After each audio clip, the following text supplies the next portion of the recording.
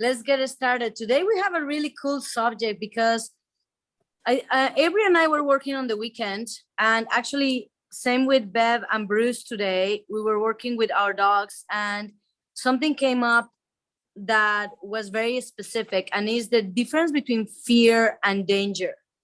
Because there are moments where you need to support an individual, that whether that individual is a human or that individual is an animal, in which you will have those circumstances where there something shows up and you may not necessarily know if that is showing up is actually fear or danger. So I like to go over the difference between the two, just so you can have a little bit more of understanding how you can support yourself, others, and your dog through this circumstance.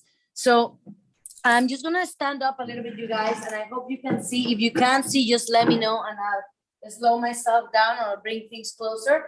So we have fear versus danger. And the reason why it's important for you to know this and the difference between the two is because how you help somebody or how you help yourself is going to be very different if it's fear versus danger. Very, very different. So fear is produced in the mind. It doesn't exist. It's an actual illusion.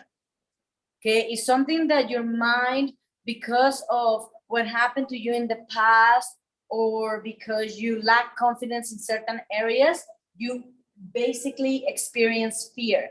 And fear is something that is actually cellular. So your body's gonna change and you're gonna feel afraid.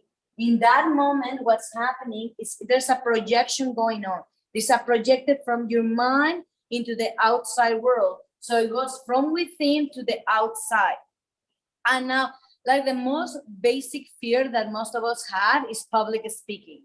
That's one of the top highest fears that exists. So that is something that is literally, when you really look at the scenario, talking in public, whether you make a mistake, you don't say the right thing, or you make a fool of yourself, it's not gonna kill you. So it's not actually gonna damage you physically. There's nothing wrong. Like, you can actually overcome it. You can make a joke out of it. And actually, when you get good at it, you can actually help a lot of people sharing what you have to say. So that is an action where you have to tell yourself, I have to go through the fear. So a mentor of mine, Avery, he told me once, if you fear it, you must do it. Because if you have resistance within yourself, that means that there's something you have to do to grow, to actually become better. And it's actually those moments of fear when you have to move forward to it.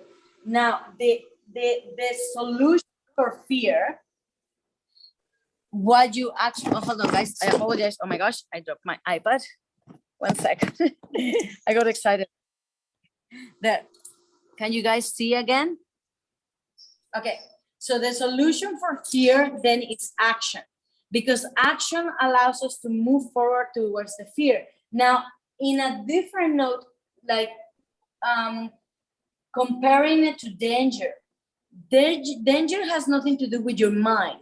Danger is a physical reality, based on physical reality. Like, for example, you're crossing the road and there's a car coming. There's nothing in there that you have to think about. You know that if that car gets close to you, you're gonna get hurt. Okay, it's gonna hit you and you're gonna get hurt. So that's a physical reality, and it's based on physical reality. So you don't have to like have any kind of thoughts. You just know that that's what's gonna happen. Okay. Now, the other thing is that danger is actually practical. The reason why we have receptors in our bodies that allows us to realize that something is dangerous is because it allows us to survive. It allows us to actually thrive, survive, and continue so we can procreate, right? And the other thing that's important about danger is that you can always assess it. You can assess the danger with your brain and your mind, and you can decide how to direct your actions. And this is really, really important to know, because danger, you can choose whether you have to take a path or not take it. whether to do an action or not do it, and what to do accordingly. So danger is good. It guides you, it supports you to go through your life effectively. Fear, on the other hand, fear actually is completely 100% of your mind. It doesn't exist. Like, and there are very clear examples of that. Like, when you were little, most of us experienced at some point fear of the dark, right? And that was, there were monsters in the dark and we wouldn't want to walk, right? But that was all in our heads. Now that we're adults, we're totally fine being in the dark. Now, so that is a very perfect example of the difference between fear and danger. Does anybody have any questions about the difference between the two so far? Okay, no, so now we talked a little bit about that in regards to humans. Let's go over the difference between fear and danger in a dog. So in a dog, fear is something that stops your dog from growing and changing and having fun. So a basic example would be, like, I was working with Avery and Maui this weekend, and we were walking downtown Cleveland Avenue, and Maui was like this. You know, so looking at everything, and when you look at the behavior of Maui, I would say that there was a slight amount of fear. I wouldn't say that there was a phobia or anything like that. I would say that there was fear. Now, the reason why we know it was fear is because, number one, when we were asking him to function for us and play with us games that he will always, like, that he will be excited about, it was a little bit hard for him. So then you know that there's something his mind that is not allowing him to respond appropriately. Okay, so then what we had to do is we had to change our approach, allow him to experience a little bit of the environment, and come up with a game that will support him to grow in that situation. Now, the game that we chose, Avery and I, was Find. And that's the game I want to talk to you about today. So when you have fear, when a dog has fear, there's a very specific body language that the dog has. And the body language is usually heightened, like tall body language, in the case of a more, like a dog that would choose more to kind of like bark or fight when the fear gets too much.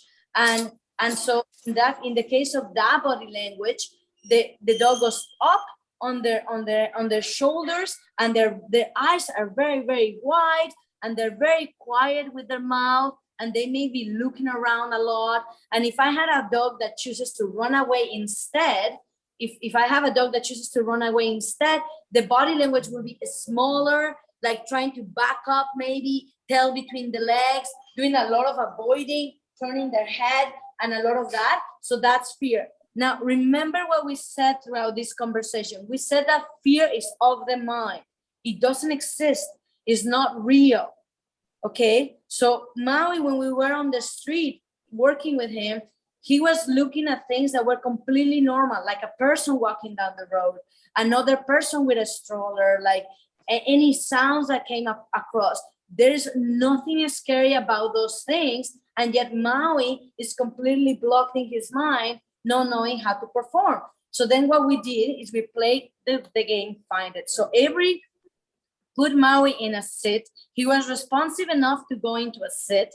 And then once he went into a sit, Avery will turn a little bit of a corner or anything that is a little bit farther away, and she will place a treat on the ground. And then she will go back to Maui, say his name, and give a command loud and clear: Maui, find.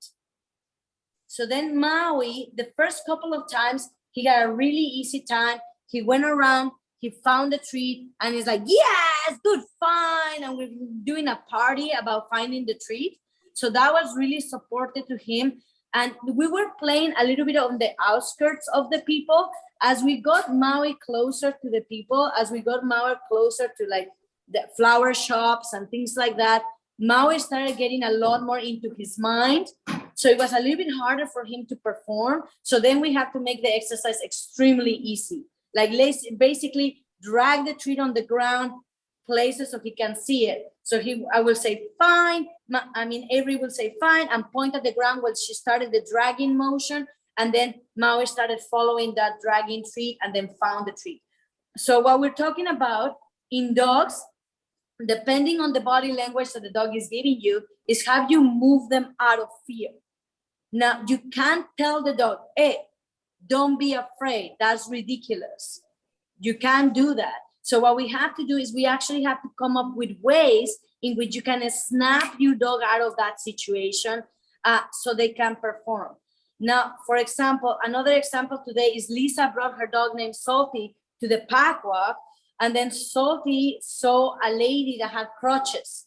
And for a moment, Salty was like, whoa! Like you can tell right away that it was fear-based, that the dog went forward and he was scared. But Lisa right away started, Salty, ready? And it was like an excited tone of voice. And then I started watching and started playing games with Salty, and Salty snapped out of it in a second. It wasn't a distraction thing. It was a more like, let's play, let's focus on together, on our relationship together. Now, remember, fears of the mind. The dog is stuck.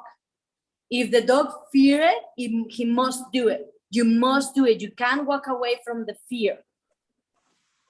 You can't do that. So another example was like, Christina couldn't make it today, but we went, Christina, her dog Takara, they've been traveling on the C-bus quite a bit, but now Takara developed an aversion for the C-bus and started whining and howling when she was in the C-bus.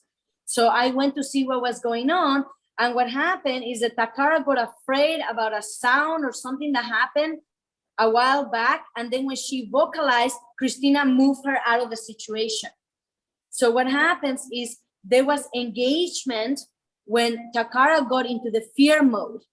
And that engagement made Takara think, the more I'm afraid, the more I get out of the situation. So she continued to escalate on the vocalization. And on the sounds that she was giving, she continued to scream, and it got worse and worse throughout the days. And then when I went and I took the C-bus with her, I was like, don't leave, wait for her. And then she became quiet. And when she became quiet, then Christina moved away. And then that was enough to let Takara know, if I'm calm, I get what I want. So then after that, we use a little bit of pressure to help her with the sounds because we're in a confined space, but that's not necessary for you guys. So again, the fear is something that you must move towards actually eliminating the fear. Any type of fear that you have that is not actually being worked on is going to be a limitation that you have. And it's going to be a limitation of your dog. So when you're saying, oh, my dog has reactivity towards this, my dog barks at people, my dog nips on my hands, my dog jumps on me, my dog, destroys things. Those kind of things are sometimes the result of them having insecurities and fear, because a lot of those behaviors are kind of like explosions of energy because there's this fear on the background. Oh my gosh, look at the little one. Hello, baby. It's the old lady. Yeah, it's the old lady. She's listening. Take notes, baby. And so that's really, really important for you to recognize that fear equals, I gotta help my dog. I have to help myself. I have to like completely transform myself so I no longer have fear. Now, let's look at how do we actually change fear in a dog. So we talked about one possible game, which is Find It. We also talked about another one, which is don't reward your dog when your dog is afraid. Don't give them what they want when they're afraid. Wait for your dog to do something that is the opposite of fear and then reward them for that. But the third thing I want to talk about is that no matter how much you're working with fear at a conscious level, the only way that you can eliminate at a subconscious level the fear is you have to get deep into the layers. And that's where it's so important for us to direct the life of our dog and our life as if we are engineers and architects. So those bricks that we've been talking about, those concepts that we've been talking about forming, the optimism concept, the focus concept, the disengagement concept, the engagement concept, the like prey dry concept, all of those things that we've been talking about a little bit, the proximity concept, all of those kind of things are very important that we put them very securely into our dog's body. That is really important. And the way to do that is to literally have a lot of fun when the fear responses are not there.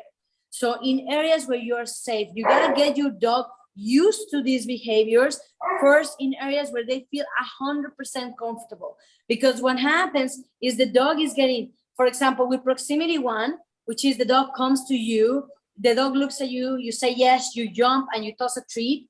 And then the dog looks at you, you jump and you toss a treat. The dog is learning this body memory that after intensity, they should come to you. After intensity, they should come to you. Chasing a treat is intense. And then what do they do right after they come back to you? What do they do right after they come back to you?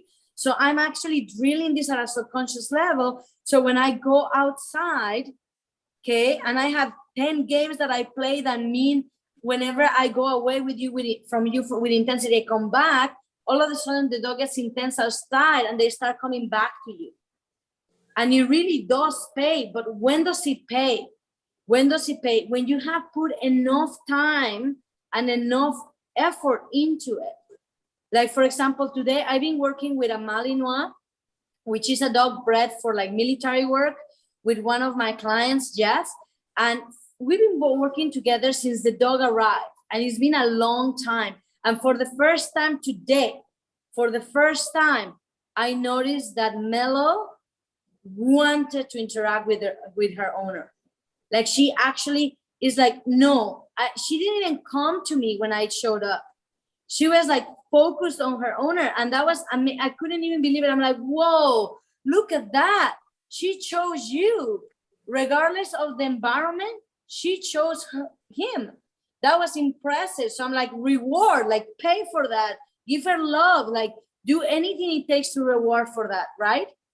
Now, so let's go over the find the game. Are we clear with the difference between fear and danger? Are we good? Yes, okay. So let's now go over how we actually play the find game. So we can all learn to do that. Okay, so let's break it down into steps. The first step, you're gonna choose something that you're gonna hide. Now that something could be a toy that your dog really likes. It could be your dirty underwear if your dog has low drive. Like seriously, it works really well. It could be a dirty sock. It could be food. Okay. Now for me, my dog Senshin is not as food motivated unless it's something that is a little bit higher value, like a sausage or a hot dog or something like that. So sometimes food doesn't work for me. So sorry guys, hold on.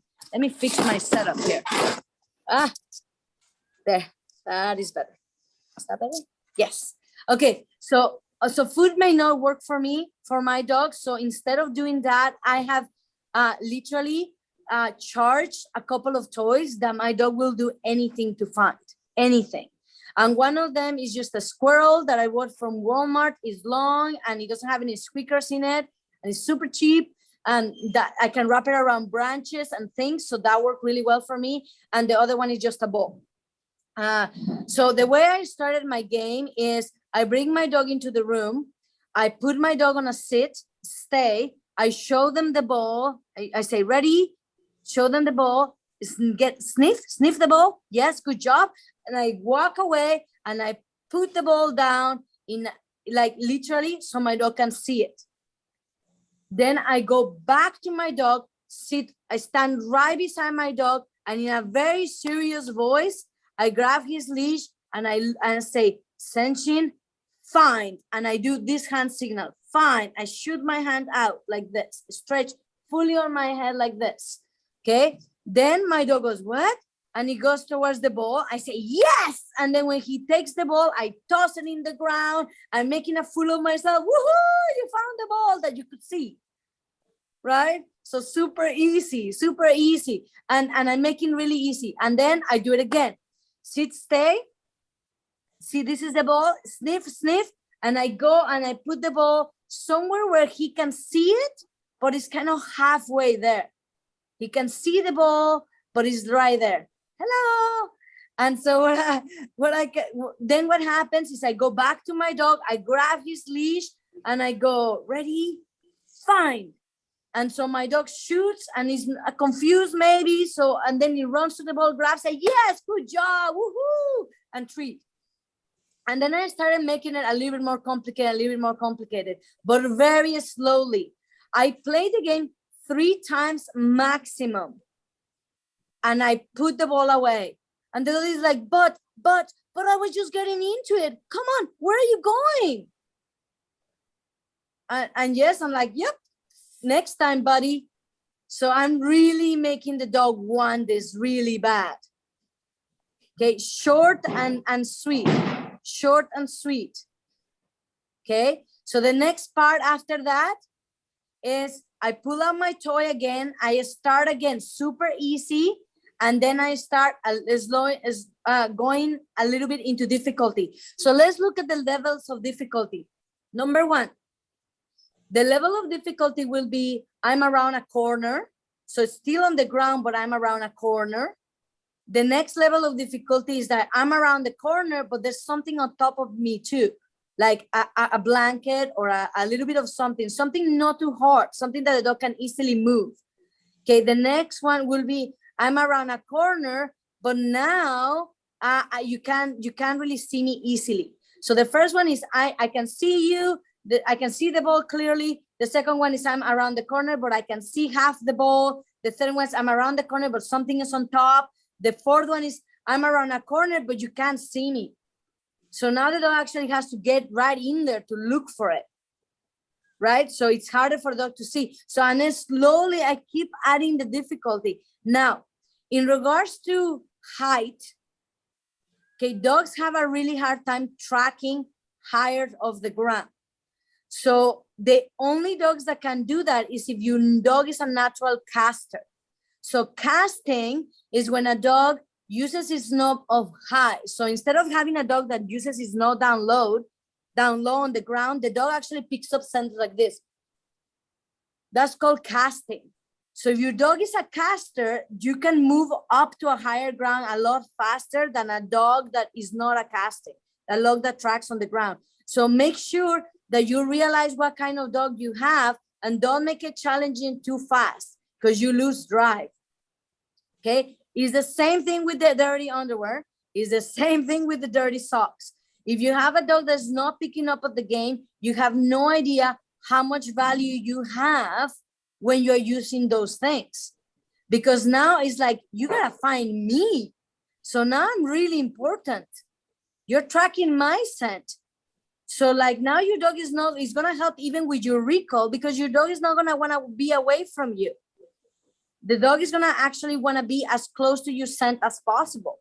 So this is a great game to practice that. Now, once I did that for a bit, then I can then use it outside in the garage or outside in the pavement or like outside my house, somewhere really easy, and then slowly build the difficulties.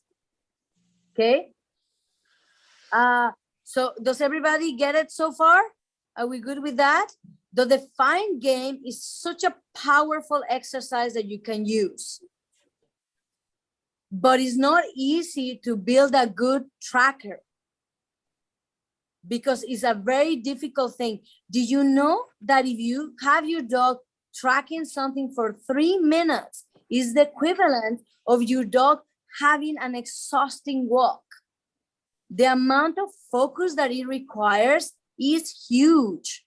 So if you set up your dog for failure too soon, the dog is so much focus that the dog has a hard time.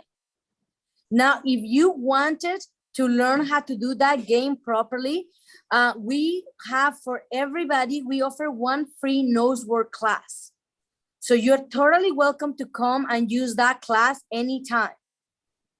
Okay, we're gonna teach you the very basics of it because that's all we can do in 1 class. But if you want to continue, we can either teach it to you or you can just try it the way I'm saying and suggesting to you right now. Okay, but that will be a really cool way to get your dog to focus on you and working for you. Does anybody have any questions about this so far? No? Okay, let's review a little bit because I find that just speaking back about what we just covered, it helps everybody understand a little bit more. So we talked about the difference between fear and danger. Fear exists in your mind. It's something you created and you projected outside. You actually affect people with your fear. You affect your dog with your fear. Okay, it can immobilize you and it can make you react emotionally to something that may not be a trigger at all. That is not a trigger because it's on your mind. It's actually not a may not. It doesn't exist, right? Because fear is a projection, okay? The way that you can tell is because there will be other dogs, for example, or other people that will not have that fear. So if it was actually dangerous, everybody will be aware of it, not just your dog or not just you, right? Danger is actually based on physical reality. It's something that you are aware because it helps you survive, like a car driving towards you, like a cliff, things like that. That is danger. Now, how do we get our dogs to move from fear?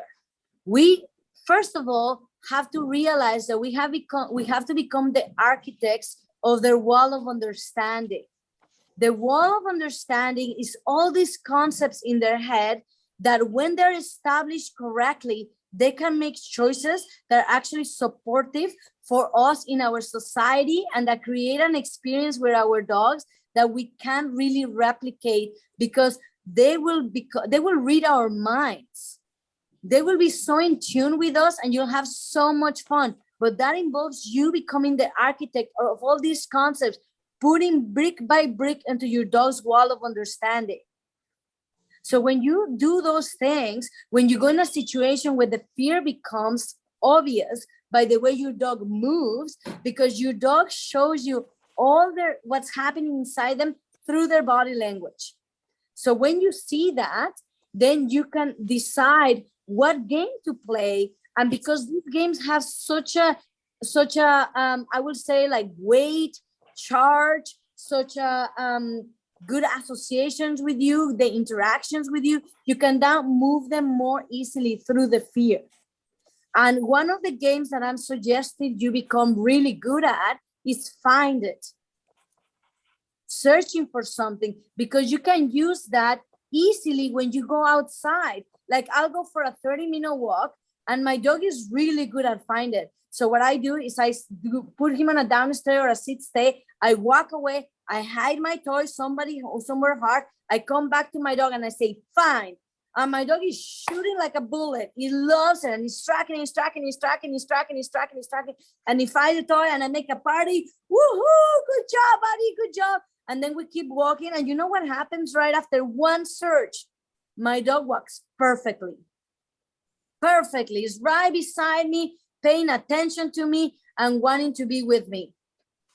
And it's like the smile on his face is just like ridiculously contagious. And it's actually good for you because it lowers your stress levels.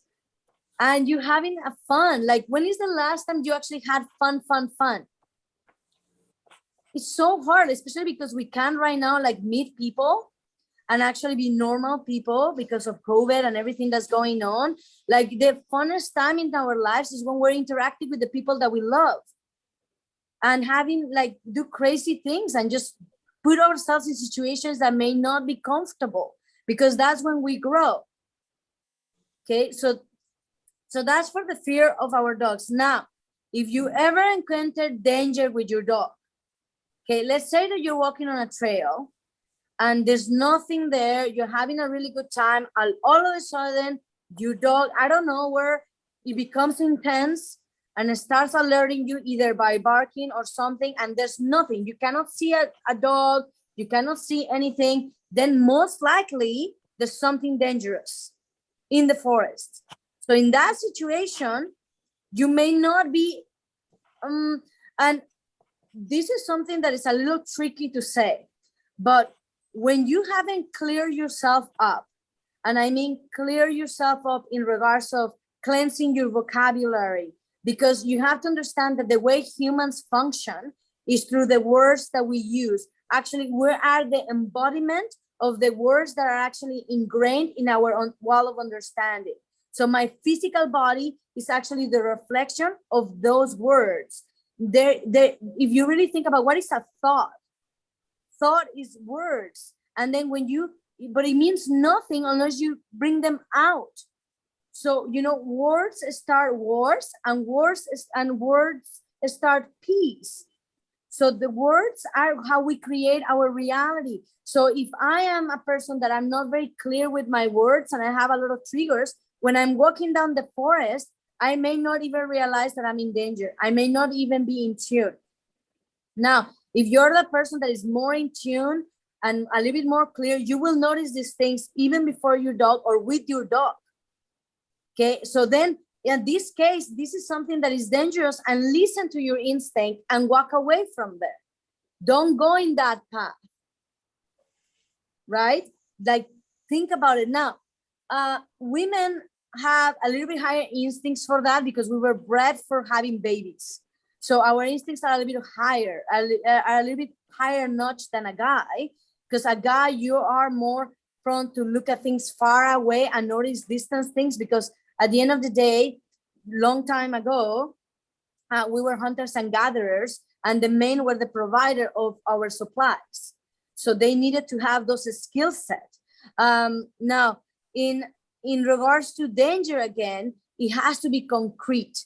Now, another thing that you will notice when your dog is not balanced is that, for example, if your dog is not balanced and there are a lot in their mind with a lot of different anxieties and fears and things, you can go up to a cliff and your dog will not notice the danger and actually be crazy playing around and will not actually understand that that's dangerous. There has been so many dogs that have gotten hurt because they are so intense and they are living in their mind and they cannot actually perceive something that's dangerous and they get hurt. A perfect example of that will be a dog that, got lost because of a firework. Okay, a firework came and the dog got spooked. It got away from its owner, didn't have recall, and crossed the street and there were cars coming and he didn't care and he got hit by a car. And it's like, that's like the perfect example of a dog that is on its mind in fear mode. Okay, and he cannot actually see the environment and notice what's dangerous. Do you see that difference? So it is really important that you understand that also sometimes your dog will not see danger and you have to protect them from those circumstances, especially if I have young puppy. A young puppy won't know what a car is, won't know how to cross the street, right? So those are things that we have to be conscious of and assist our dogs to develop habits that are gonna be safe. Yeah?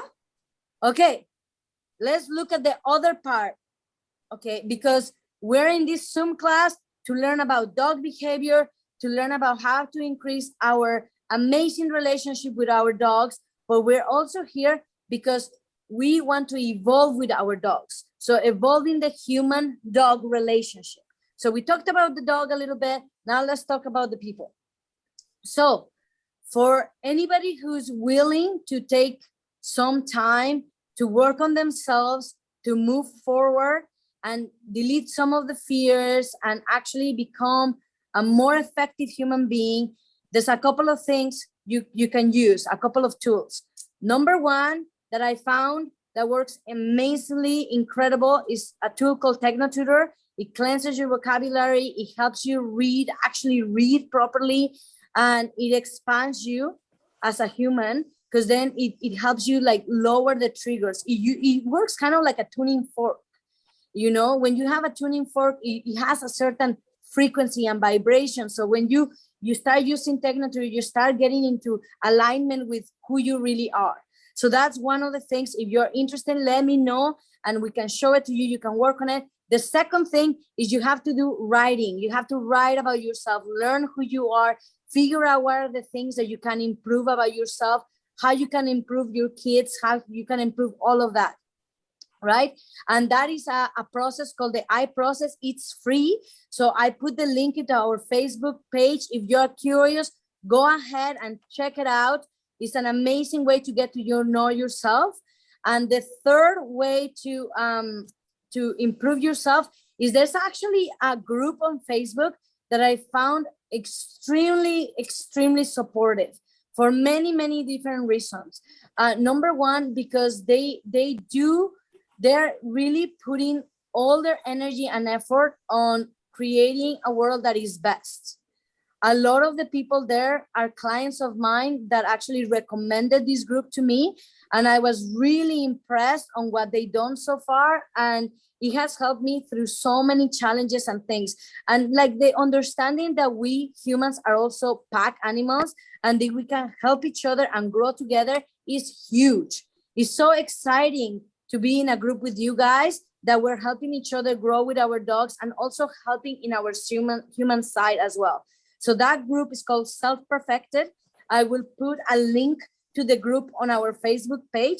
And again, these are tools that I have found are extraordinarily helpful.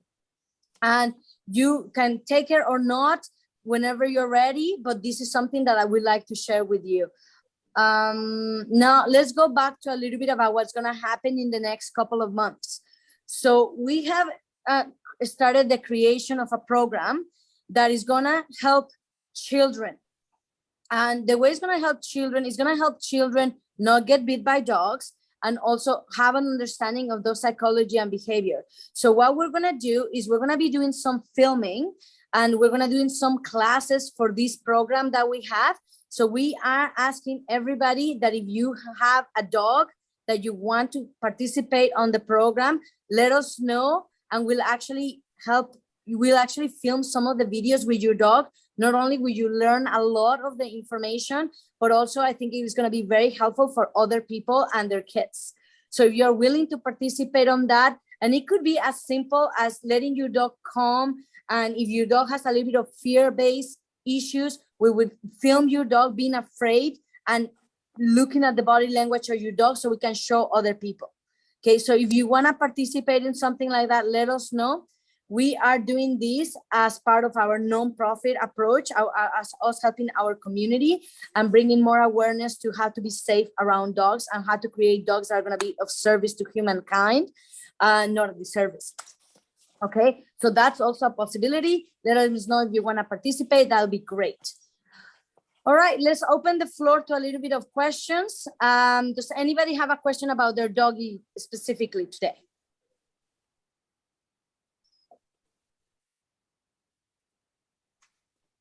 No? Can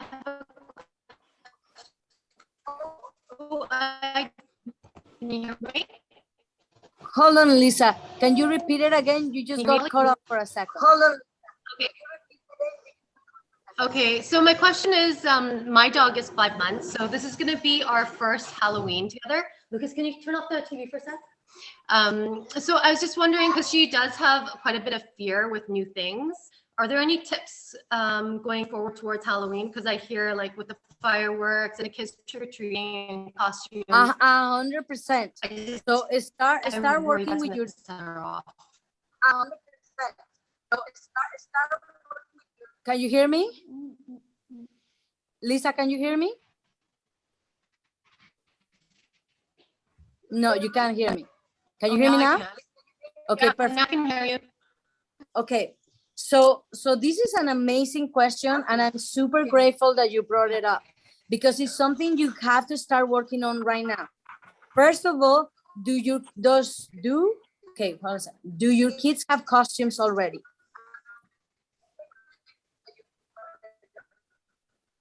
So your internet may be a little bit choppy. They have costumes. Okay, perfect. And we know it scares her. It scares her. Yeah, so what you should do is you should, for a period of time, they should put the costume halfway. Okay, so if they have a mask. It does scare her. Yeah, for sure. So put the mask halfway, not fully or whatever it is, halfway, and get the kids to do some general tossing of the treats by their paws. But I mean, not the kids' paws, their feet. Okay, toss the treats by their feet. So then whenever it's feeding time for your little pooch is don't feed salty from a bowl. Get the kids to put their costume on and just halfway, like if there's a mask, halfway, and then get them to toss all these kibbles or all her food on their feet, and then get them to move around tossing the stuff, so the puppy is like interacting and tossing and stuff like that. Do not let the kids approach you puppy yet, because that's really scary. Okay, start by the puppy coming to the kids. Okay, then what happens is once you get good at that, do that like a couple of meals, like maybe 2 days, then get the kids to have a really high value, approach her a little bit and toss the treat at her. Okay, so then she's gonna become desensitized to the look of the mask and things like that. And then slowly put the entire costume on. Okay, now the next thing you may want to do is you may want to ask your kids' friends to do the exact same thing. So then she gets a little bit more exposure. Then after that is the fireworks. Everybody, if you think your dog is going to have any kind of reaction to fireworks, start today. Play fireworks while you're watching TV on the background. Play them from YouTube. Okay, if you don't have a speaker with a bass, I highly recommend getting one from somewhere. I went and bought a speaker from London Drugs. It wasn't super expensive. It was like $60.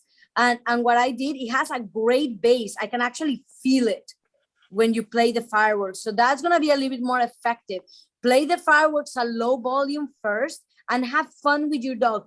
Play with your dog while the fireworks are playing. Put them on the TV so the dog sees the ray of light going on YouTube and things like that. So they just get familiar with that thing. If you have the ability, go to the dollar store and buy some of the little like sparkle things that you turn on, that you do like during Christmas and stuff like that. Put it far away from your dog and play with your dog, or get somebody to hold it and play with your dog around it. The smell is atrocious. The look is atrocious, but it's going to help your dog desensitize them to having good positive experiences to that. Okay, so that's something you can do. And it sounds like, so that's going to help too. But start doing on a regular basis. Again, low volume, get your dog happy and contact, and higher volume, higher volume, higher volume. Now, huge thing right now, write this down, okay? No off leash 2 days to 3 days prior to Halloween. Forget about it. You don't need to have your dog off leash, especially later during the day when people can be throwing fireworks.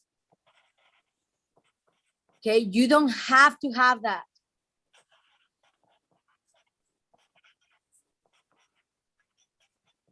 Everybody good with that? No off leash. So far, we tracked one dog this weekend that got spooked by a firework, got lost, got hit by a car, run down all the highway. It was like for a few days, it was like chasing this dog down. And now the dog is amazingly safe. He followed one of the tracks that the owners put up that we suggested. And the owners were so amazing. They follow step by step what we told them to do. They never lost themselves on their fear and their mind. They actually listened. They didn't get emotional. And because they did that, they got their dog safe and sound. Okay, but it is a problem. Like when you get into that situation where you can't think because of fear, you can't perform. A lot of the times I've seen that with dogs that get lost and they call us to track them. The first thing I have to do is like, have a seat, breathe, relax. Would you like some ice cream? Seriously, like ice cream has so many positive associations. It's like playing a game with your dog. Like I can't be sad and eat ice cream at the same time. Right? I can't be fearful. So you know, so what it does, it allows me to break their mind frame from their dog being lost and allows me to tell them exactly what they need to do and to follow instruction. And even then I have sometimes it's challenging. People will do exactly what I told them not to do. And the dog came to them and they say, oh my God, Bunny. And Bunny is gone. As fast as he came, is gone. Because you have to understand that when your dog is in fear, they're no longer Bunny. They're survival mode for four-legged predator. It's not Bunny anymore. Right? So I have to wait. I have to have patience. I have to capture the animal before I go, oh my God, I miss you so much, right? Things like that. So, okay, are we clear with the fireworks? And again, another thing is that if your doggy does really well with the training with the kids, I perhaps would consider taking my dog trick-or-treating, but only if I have really high value rewards and my dog is hungry. Because if my dog is spooked, I can help them out with the food. We went out, we I went can walking, out, I tried to right? feed her. But if my dog is not spooked, I can't do that. Like, if my dog is not hungry and my rewards are not high enough, I may not be able to help my doggy. And again, I'm building up to this. If I didn't do my practice, and if I didn't have my kids, and if the kids didn't help me, I would never consider going trick-or-treating. Okay, so that's something that is important, right? Now, there's also spooky houses around, people that decorate the houses. The decorations are gonna be there before Halloween. So spend some time playing some games around those houses. So the dog gets used to the look of that kind of stuff, right? For sure. If your dog is not performing, you guys, and you're still feeding your dog from a bowl, don't ask why. The predator needs motivation to change. You cannot convince them by your words. You can only convince them by your actions. And using your bowl with their food in it to work throughout the day, getting them hungry and learning how to work for the food is the single most effective way of having fun with your dog and changing their behavior in the long run. When you ask yourself a question, how much fun am I having with my dog? It should be 70 to 80% of the time. You should be having a lot of fun with your dog, games and stuff. Sometimes it gets serious, like I have to do a sit stay, I have to dry your paws. It may not necessarily be a game, drying your paws and things like that, but it should be very small percentage, right? And same thing with you. Like, for example, when I started doing TechnoTutor, okay, I had a really hard time actually working through some of my fears. And one of the biggest fears I have experienced myself is the fear of abandonment, of being alone. That really, really is something that I had since I was a very young kid. So it took me a long time to work through it, and I had to break it down into really small bits. And then when I was able to use a tool that was effective, I was able to move from that, right? But it is a process, whether it's a process of you breaking some of the unconscious fears that you have, or you helping your dog. It takes a little bit of time. And how awesome if you can have some fun in the process. That is so cool when you can have fun with your game and be patient and actually have some joy of working through this. Okay, now just to finish up, does anybody have any questions? Okay, let's practice. I do want to give some pause up to a couple of people. Anitra, you have a dog, a Lagotto. Is not an easy dog.